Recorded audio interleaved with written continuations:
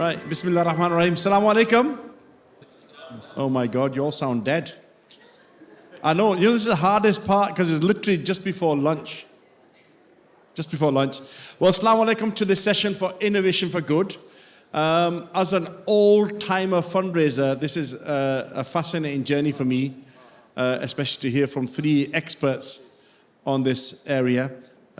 So I'm going to just do a brief introduction for each of our three guests and let them talk a little bit about themselves before we get into the nitty-gritty of where we are. I don't even know if these three are actually here. AI, isn't it? You know what I mean? It could be anything. So let me start off on my far right-hand side, Asim, who is the CEO at Charity, right? It's a charity I've been fortunate to travel with, I think, on several occasions now, who specialize. What I love about Charity, right, and some of the other charities here, that they do something that nobody else does, or they specialize in the area others don't. So, Asim, listen, tell us a bit about Charity, right, and what you and your journey has been thus far, before we get into talking about AI later on. Assalamu alaikum. Thank you so much. And it's wonderful to be here with such a brilliant panel. Okay, Charity, right, what do? We run a global school meal program. So what does that mean in practice? So essentially, we are providing meals in schools in the developing world, primarily to refugees and some communities. And we're doing that because we want to use meals to incentivize school attendance. So we want children to attend school.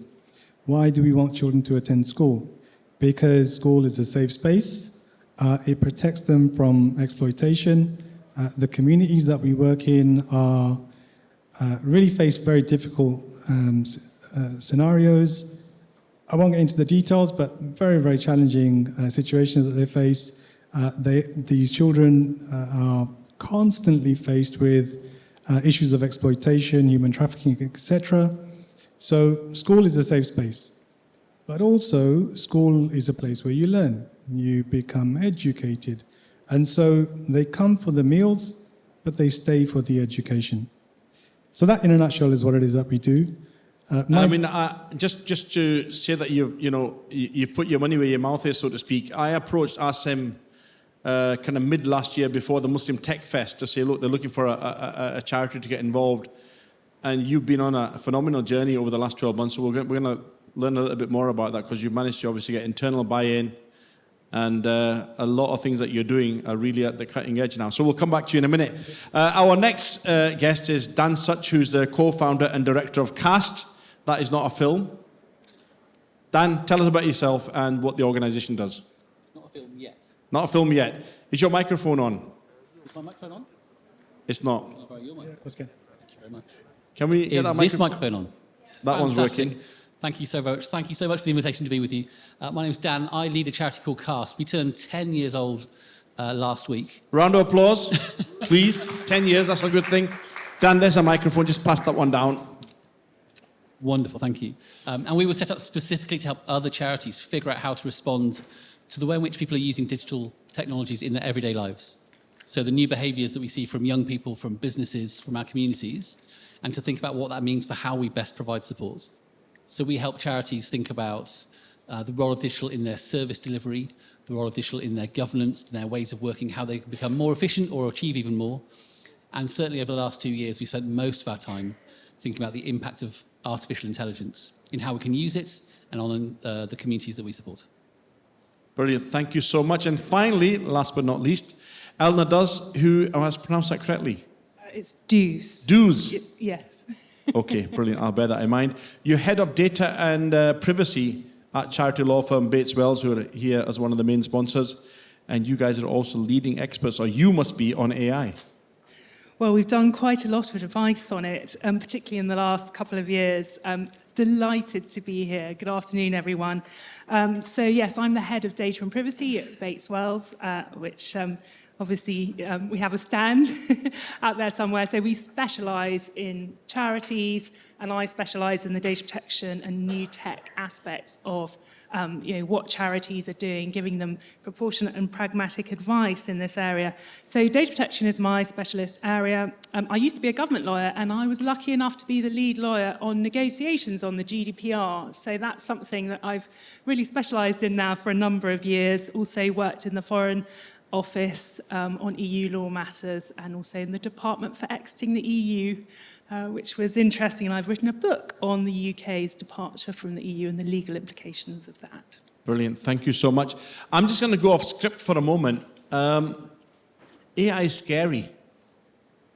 How are Muslim charities or the kind of ethnic space or minority space charity sector dealing with AI compared to mainstream? I'll open it to all three of you. That microphone's not working now. So play Dan's got two that don't work. Musical microphones. During the text. During the text session. It worked, it's just muted. Oh. You keep muting it. Okay. Right. So is AI scary? I don't think it needs to be. And let me explain. I think the way that we use AI at Charity Right, we root our use of AI in a common sense approach. What do I mean by that?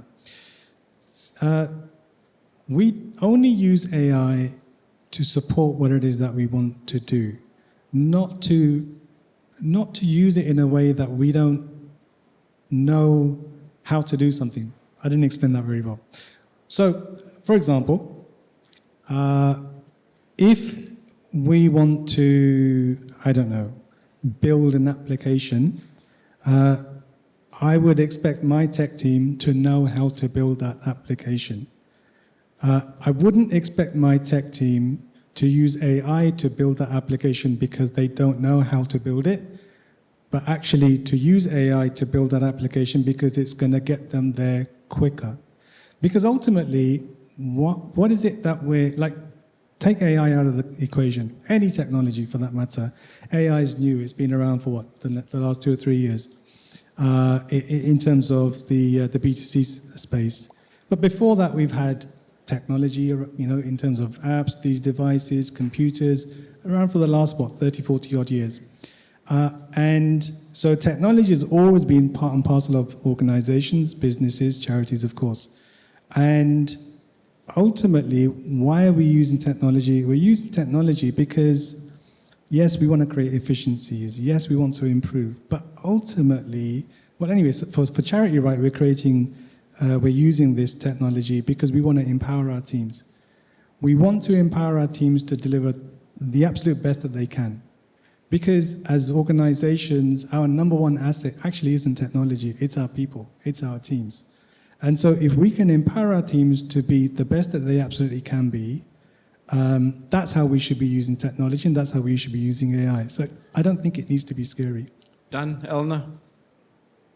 Do you want to go next? I think, of course, it has wonderful possibilities for saving time, resource. Charities often don't have that much resource, so really targeting it where it needs to be, AI can be great for that. But I am seeing a pretty worrying picture. I think there are a lot of actors out there who are selling this technology, saying it's wonderful, it's going to solve this, it's going to solve that.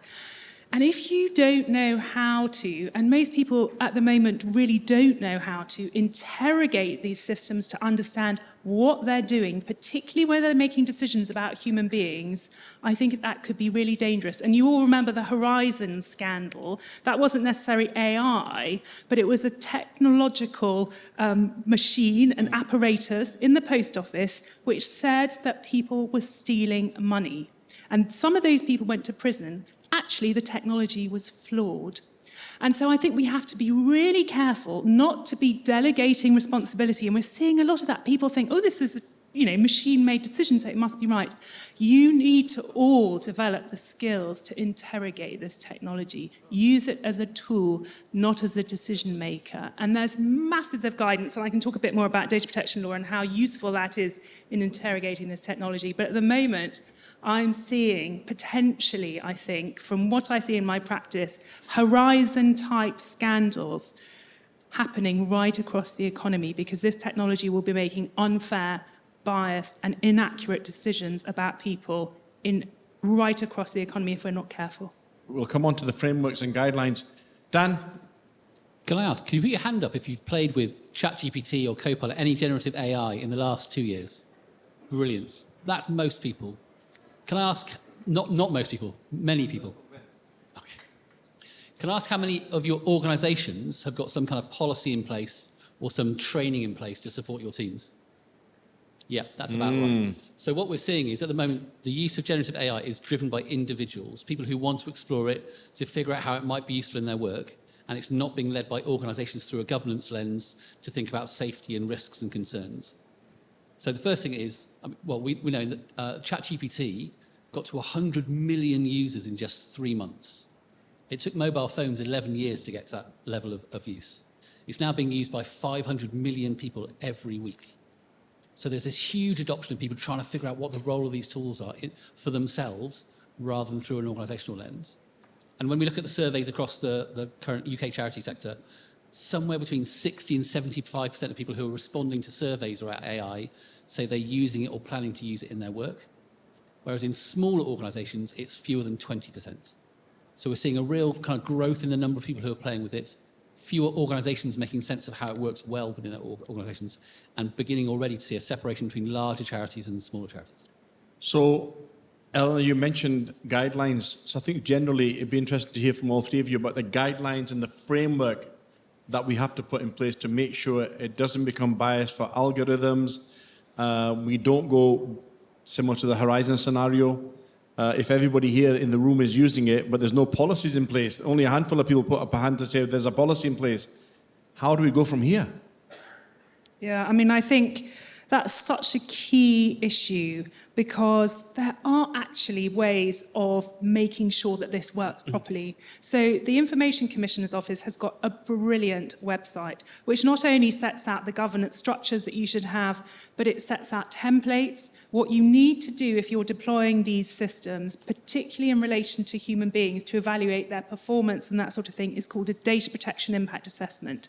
It has a number of steps. It gets you to set out and think through really carefully, why am I using this technology? How can I make sure it's not going to be biased and that sort of thing? So there are lots of really practical steps that you can take, but we're just not seeing that happen. So I really urge you to go and look at that website. It's incredibly helpful and it will set you on the right course in your AI journey. Are there 2 or 3 that you guys can share that people should be looking at immediately from that kind of website or any other formal guidelines? So, are there any tips you can share that we should be looking at? So I think really you've just got to sort of look very carefully at how this technology is working. And one of the problems we see is that a lot of the technology comes from America, for example, where they don't have data protection law. And it sort of says, that's scary in itself, is it not? Well, it's exactly. It says in shiny letters, GDPR compliant, tick. If you try and engage in a dialogue with these organisations to ask them, how does it work? Because I need to know how it works, because I have duties to make sure that it's working in a fair and transparent way. If they can't answer those questions, do not sign on the dotted line. You need to be able to do that analysis before you take on this technology. Dan? So on the CAST website, we are cast.org.uk, there's a whole bunch of free resources that have come from something called the Charity Digital Skills Network. Sorry, the Charity Digital Leads Network, which is 350 people who are leading charities across the UK, all trying to figure this stuff out. So there are shared examples of policy templates, experiment templates, how they're using it, their examples, they're all free, and I'll share those links later. I think one thing that's important to note, like AI as a thing, it's been going for 60 years, like this idea that computers can somehow behave and make decisions like humans. And sometimes people are using those systems to automate processes or to make decisions like Horizon. very often when we talk about AI today, we're talking about generative AI, which is this thing that burst onto the scene a couple of years ago, and no one yet has figured out what the implications are for their charity or their work. Businesses too, but we know there are some significant implications coming because of the speed of adoption. But it's worth just kind of holding that in mind. Are we talking about AI generally, which is a really broad field, or specifically generative AI, which is this set of tools that when you put in some text, it creates a picture, or you creates an image or a video, or you ask it to do some research, it produces a great big long report. That generative AI is stuff that most people are excited by at the moment, but it's not quite the same as some of those automations. Asim, what about the pace of change? I mean, do you feel charities might be under pressure to adopt and not follow the guidelines or go ahead of themselves? How do you manage that? I mean, how have you managed at Charity Right? Yeah, the temptation is absolutely there, right? I mean, it's particularly for us in this sector in Ramadan, it's incredibly competitive. And so the pressure is absolutely there to try to stay at the cutting edge. The approach that we take at Charity Right, just to reiterate the point, we take a common sense approach. But what does that mean? We test a lot. I'll give you an example of a test that we did recently in a minute. But we also use it as a tool, not to replace us. So if I'm going to write a report, I should be able to write that report without AI. I'm only using AI to help me to write that report to get there quicker. Because AI has accuracy problems, AI has hallucination problems, AI has bias problems. And that is the reality, and it's certainly the short to medium term reality. In the long term, we'll see. So back to how we test AI. Let me give you an example of what we did recently. So in Ramadan, we tested, it was actually a couple of years ago that we did this. In Ramadan, a couple of years ago, we tested, we had an ad campaign out, very standard ad campaign, just promoting the brand. We had two sets of images that we used. One image that was AI generated, one image that was human generated, if I can use that word. And it was a fascinating test because we actually put those ads. So it was exactly the same ads, exactly the same copy, just the image that was different. And used a tool called Midjourney at the time. It was still very much in its infancy, and it had a lot of mistakes. So some of the children, for example, that we used, the AI-generated images, they had different colored eyes. We left those mistakes in deliberately. Wanted to see what would happen. Put that out on Reddit. Reddit exploded. Absolutely exploded. And there was three camps, if you like, in that discussion. One that absolutely loved the idea and thought it was innovative. One that hated the idea, and that sentiment seems to be rooted in a deep mistrust of charities in general anyway. So I don't think that was AI related. I think for that camp, whatever it is that we do, they're going to be unhappy. And the third camp was actually quite reflected and quite balanced in their view, in that they could see, they were actually, the discussion was fascinating because there were some people saying, well, actually, this could save cost. Well, actually, this could save people from going out into the field and risking life and limb. And it was a really interesting discussion. We've got to do more of that. We've got to test more. We've got to understand, first of all, our use and how we make the most of it, but also what the response to our audience is as well. On that note, you mentioned one of the tools that you use. What's out there? What can we trust to use? What tools are out there? What would you recommend that? I mean, obviously everything is experimental, but there must be some that you trust more than others. I mean, is there any thoughts or guidelines or advice you might give? Shall I have a go? Yeah, go on. Because I'm not a lawyer. So the most used generative AI tool in the charity sector at the moment is ChatGPT. Then it's Copilot, and then it's something called Canva Magic Studio. And these are all tools that help you generate images or generate new text. And I think it's probably worth just pausing, saying these questions are about how we might use them as organisations. So the reason that Copilot and ChatGPT are being used most often is for comms and for writing grants within charities. That's the biggest term. And then doing internal organisational policies and creating documents like that. So what tools are being used internally are those, and they're all being used by people who are exploring them. So we're not committing to any tools. You might be paying a license for $20 a month to try it, and then deciding whether you like it or not, but we're still exploring them. That's the first question, like what are the tools we can use within our organisation? But there's another really important question that points to the speed of adoption, which is whether you want to use these tools or not, what are the implications if other people are using them? So, for example, 60% of charities that are using generative AI are using it to write applications. That means people are writing many more applications than you are if you're not, right? Which might mean there's more competition for grants, right? The one that sticks in my mind the most, though, is 150 million young people are using something called My AI in Snapchat. And My AI is an always-on, always positive AI companion. They can ask questions like, what should I get my friend for his birthday? Like, where should I go this weekend? Can you help me plan a camping trip? How can I do this homework? And it's always there, always on, always positive. And I would ask, what does that mean for how they will, if they're always used to using these AI companions, what does that mean for how they might engage with their parents or their schools or the organisations that you're coming to? That's one. And the second is how commercial companies are using AI. And there was a report published last week that said, since 2022, there's a 32% reduction in entry-level roles in the UK. Wow. Because people are shifting entry-level roles to being done by generative AI. So if your work is around supporting young people into the workplace, what does that mean if those roles begin to close up? So how might we use them? So what are the implications if other people we've use mentioned inaccuracies, experimental. Eleanor, I think this is a question for you. Where does accountability stop? How do you measure accountability? Well, I mean, you know, if you're putting personal data, people's personal information into these systems, you really need to know what's happening with it, where it's going. Cybersecurity is becoming more and more of an issue for all of us. So you do need to think about security, confidentiality, all of that. And accuracy, you know, as we've been talking about, there's a wonderful story. Tony Blair, Brad Smith, who was president of Microsoft, and Martha Lane Fox, who's now a member of the House of Lords, spoke on a panel at Chatham House about AI about 18 months ago, I think. And before they went, Martha Lane Fox asked ChatGPT, what do the three of us, who are the panelists, have in common? And ChatGPT replied, you all like going to the beach.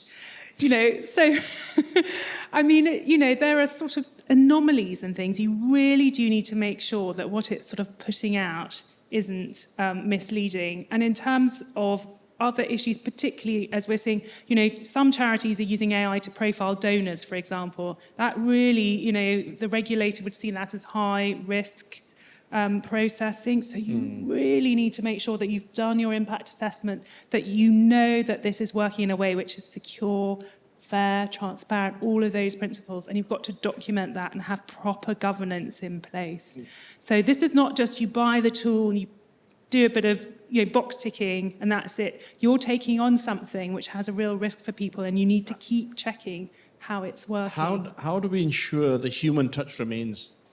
Donors, beneficiaries, the teams, you know, there's a fear we might lose most of these people. Yeah. Right? We end up just working on machines, but we're dealing with human issues. I mean, I think I'd like to hear from all three of you in that one. You know, how do we, I know it's cost effective. It takes 5 minutes to put a report together. I don't need somebody in programs or marketing to do that anymore. I can put an image up. I mean, it's going to impact people, lives, work, obviously salaries, resources. How do we create that balance to make sure we don't lose the touch, the human touch? Asim? So I think we have to start from the objective. What is it that we're trying to achieve as leaders of organizations? So as I mentioned at Charity Right, for us, it's about empowering our team to do their best. It's not about replacing them. And so... Anybody here from Charity Right? Remember, you're not being replaced. So I'm hoping to see you here next year as well. You will, inshallah. Might not see me, but you'll see them, inshallah. But yeah, so like I say, it's about enabling them to do their best. Because creativity, innovation comes from people, doesn't come from technology. Technology is the tool that people use to implement innovation ultimately, right? So if we start with that as an objective, then I think everything falls into place. But look, not every CEO thinks like you. True.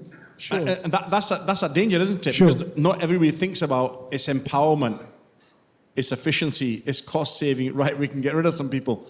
How do we make sure those guidelines remain? Regulation. Maybe it is down to leadership. Being really honest, that we're working with small charities who are saying we don't need to hire new roles now because we can do this work and we can reach more people.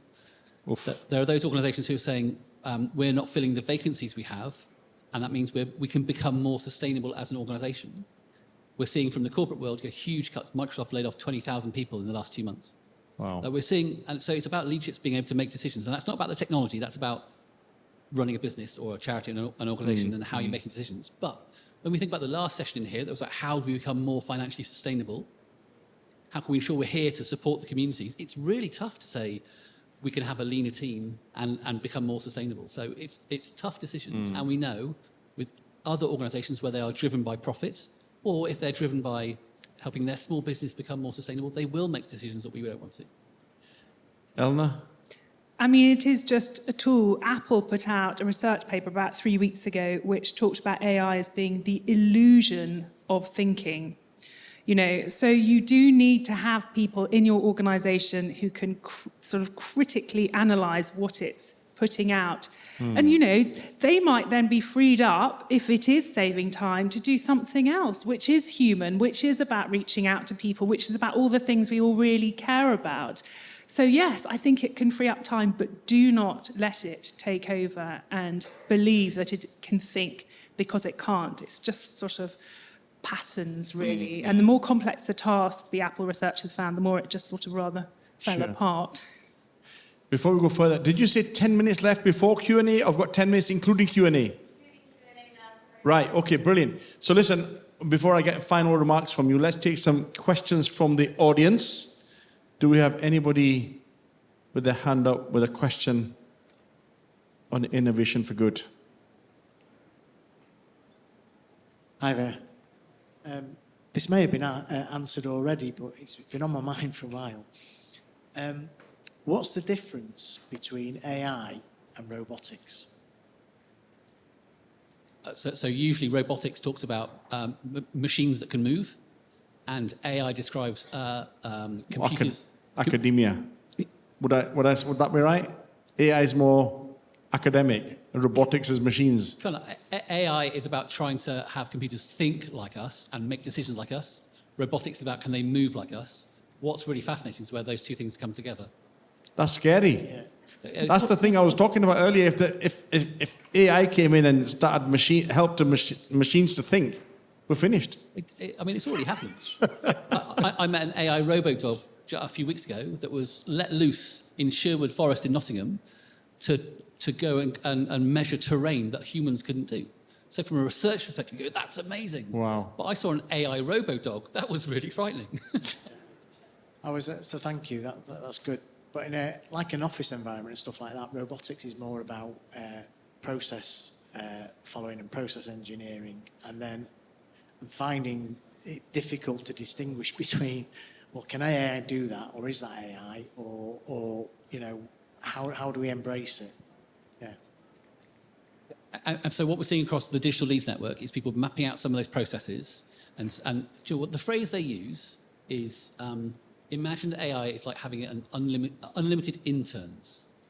Now, if you had a new intern that came to work with you today, and they were really well read, as in they'd read the internet, and they could be quite creative, what would you ask them to do to help you do more or be quicker in your work? And one of the reasons I like that intern analogy is you're still responsible for that work, right? And you might ask them to help you with it. I like that analogy. You're still accountable. I like that. We're a little bit wary of pretending these things are human, but it's a useful analogy to say, what are the tasks I would like to be filled? The things that I don't really need to spend my time on. And if the thing that you love doing is writing blog posts, just because generative AI can do that quite well, don't let it do it. Do the stuff that you love and use these tools to help you get there faster. Thank you. Brilliant, thank you. Any other question? There's two people next to each other. Oh, there's three. Hello, assalamu alaikum. Salam. Just a very quick question. Because AI has the ability to bring out creative ideas, how can we still maintain creativity within, us as humans? Asim, how can we retain creativity? Yeah, I don't know if AI is that creative. But, okay, how do we retain creativity? Because we're the final decision makers. We're the ones that ultimately are the ones that are going to implement that idea. And it doesn't have to be the idea that AI has given us. It could be a better version of the idea that AI has given us. I just want to go back to what I was saying earlier on. AI is a tool, and we really need to see it as a tool rather than as this dark, mysterious, sci-fi type thing. Next question. There were 2 or 3 other hands up. They all seem to be in the middle for some reason. Oh, there's one there. Hi, everyone. Hello. Hi, Razzles. I know you're really worried about being replaced by AI, so... I'm all right. I'm it felt like traditional. a bit It's of okay. a therapy session for you. He's retiring soon anyway. So I just wanted to add what we've been doing at Charity Right. We recently had an intern come on board, and he's been working really closely with our head of technology. And as well as using his ability and skills that he actually has and the enthusiasm and energy that he brings to the space, we're building out bots which basically facilitate his role and function. So it's pairing him up with the other half of the skills that he, has and doesn't have. So I just wanted to kind of add that to the mix. That's one of the things that we're actually doing. So we're not eliminating any human beings from the process. All we're doing is we're just amplifying and giving him some. There are 2 energizing questions. We'll take them, and then I'll have round-up remarks. Come at the end in the middle here as well. Can we get both questions at once, and we'll see if we can summarize them? Yep, go on. Assalamu alaikum and Salam. good afternoon to everybody. So my question, I think it's targeted at Eleanor. What preventative measures are there out there? So not to give an unfair advantage to, I'm going to say sham charities, when it comes to grants, and what is there to prevent, obviously, grantors to identify that this is written by generative AI? Brilliant. Eleanor, just hold that for a minute. Can we get that last question? And I'll get Eleanor to answer this in a minute as well. Sham charity, as you said, there are a lot more applications coming in. Just get that last question, then we'll get a roundup from you guys as well. It observed AI not as much used in charity sector as should be. My opinion, we should have some sort of platform that only works for the charity organization, and we can share our ideas and technologies what we develop for other sectors. Basically, is a cognitive approach. Basically, AI is a cognitive approach, but it is as much as we can develop, but it's not a replacement of the brain. So innovation always be there. It can't be less. People fear that is if you use the AI, there's innovations and new ideas will be finished, but not possible. Because you see every day, new different ideas are developing. That is developed by the cognitive, that is developed by the brain, that developed by the humans. So it is very important if we build these all techniques and methodologies in our sector, it will be very helpful to be the promote new ideas, new activities that will be increase the efficiency for generating the new funding and helping out that over the world. Brilliant, thank you. Eleanor, if you just want to answer that question first. Yeah, so that first question, I think is about sort of, if you don't have all the resources, it does create an unlevel sort of playing field. And I completely agree. I think there are real difficulties here. And I go to so many conferences where people say, if you're using AI, get your legal team and your governance team and your tech team, to talk to each other. Great. But, how many charities actually have that? So I think it is about looking at the tools that are available, perhaps talking to peers and that sort of thing. I mean, actually, in some ways, it shouldn't be that complicated. Just because it's complicated technology, think about the outcomes you want. You want this to be fair. You want this to be transparent. There are tools out there written by the regulators. They're very clear and accessible to help you to ask the right questions. We all need to have these skills to be able to interrogate these systems and use them to the best advantage. So I think we all just need to do what we can within the resources that we have to really get on top of this. Brilliant. Last comments from each three of you before we finish. To tie those two questions together, I mentioned the Digital Leads Network, which is 350 people from different charities coming to it's an open invitation, it's free, please come and share resources there.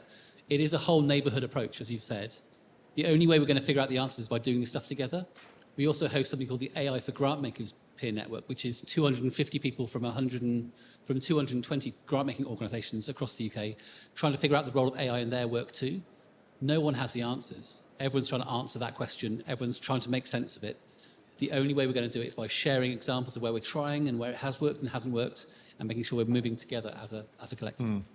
Asim, final point, final observations or comments? Yes, so just a couple of points. Just first of all, just to reinforce the work that CAST is doing, it's brilliant.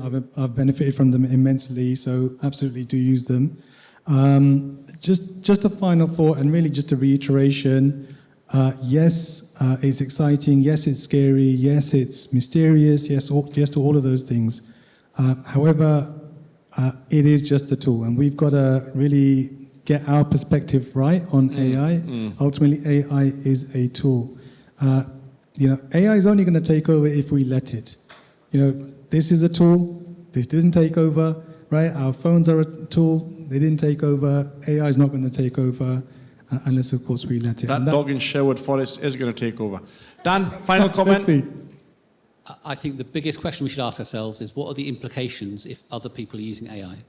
The shifts in people's behaviours, the shifts in what employers are doing outside of the sector and what that means for us. Because AI won't take over, but the business models, the investment and the new behaviours that emerge around these technologies will shape our communities. Eleanor, final comment? I mean, I think there are some really important ethical questions around AI, and I think we can all be part of the solution, but that means we've got to think about it really hard, we've got to share intelligence, and we've got to try and make sure that with our positive influence, this new technology, this technological revolution is going to be to the benefit of all of us in society. Brilliant.